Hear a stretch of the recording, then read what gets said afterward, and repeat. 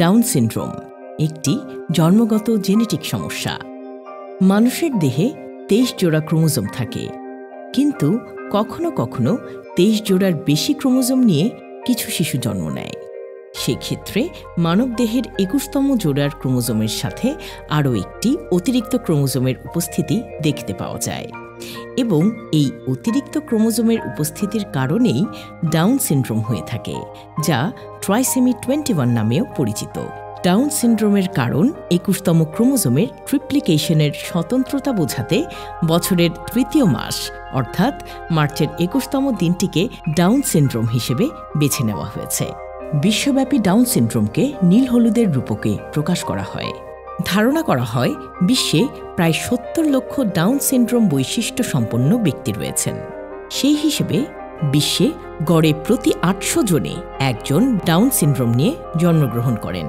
বিশ্ব স্বাস্থ্য সংস্থা বলছে, বাংলাদেশে গড়ে প্রতিদিন প্রায় 15টি শিশু ডাউন সিনড্রোমের বৈশিষ্ট্য নিয়ে জন্মগ্রহণ করে। ডাউন সিনড্রোম শিশুদের মুখ কিছুটা চ্যাপ্টা, নাকটা বসা, চোখের উপরের দিকে বাঁকানো, কানটা একটু ছোট, জিহ্বাটা একটু বড় থাকে, যা মুখের বাইরে চলে আসে। লক্ষণীয় বিষয় হল, এ ধরনের শিশুদের হাতের মধ্যে একটি মাত্র রেখা দেখা যায়। তাদের পায়ের বুড়ো আঙ্গুল এবং দ্বিতীয় আঙ্গুল, এই দুইটার মধ্যে একটা বিরাট গ্যাপ থাকে। এছাড়াও তাদের শরীরে আরও অনেক সমস্যা থাকে, যেমন হার্টের মধ্যে ছিদ্র থাকে, লাংসের জটিলতায় তারা অনেক বেশি ভুগে, তাদের খাদ্যনালীতেও সমস্যা থাকতে পারে। এছাড়া এ ধরনের শিশুদের থাইরয়েডের সমস্যা থাকে। একদিকে ডাউন সিনড্রোম, অপরদিকে থাইরয়েড, দুটোই শিশুর মানসিক বিকাশে বাধা হয়ে দাঁড়ায়, যা শিশুর বুদ্ধিমত্তা কমিয়ে দেয় এবং শিশুকে আকৃতিতে খাটো করে দেয়। এই ধরনের শিশুদের কথা বলতে দেরি হয়, দেরিতে হাঁটতে শেখে, তাদের রোগ প্রতিরোধ ক্ষমতা খুব কম থাকে।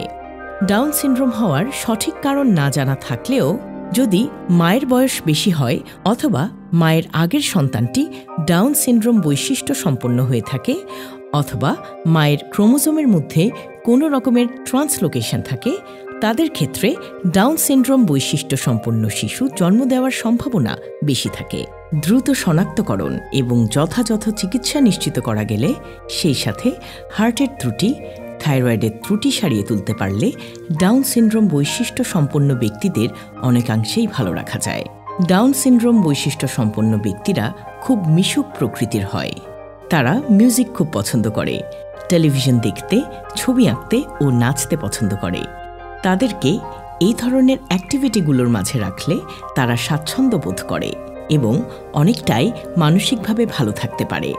যথাযথ শিক্ষা, প্রশিক্ষণ, পরিচর্যার মাধ্যমে ডাউন সিনড্রোম বৈশিষ্ট্য সম্পন্ন ব্যক্তিদেরকেও দক্ষ জনশক্তিতে পরিণত করা সম্ভব।